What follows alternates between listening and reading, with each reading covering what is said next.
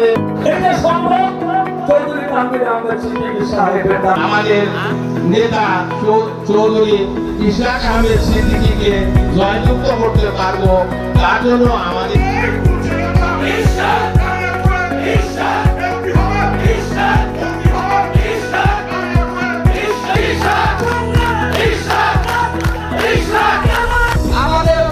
প্রিয় একটি ইউনিয়ন।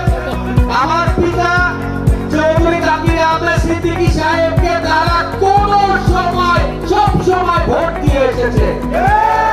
আপনারা জানেন গত 17 বছরে আগামহকে কিভাবে নেতৃত্ব শূন্য করা হয়েছে, পরিকল্পিতভাবে নেতৃত্ব শূন্য করা হয়েছে, পরিকল্পিতভাবে মামলা জেল জুলুম করা হয়েছে,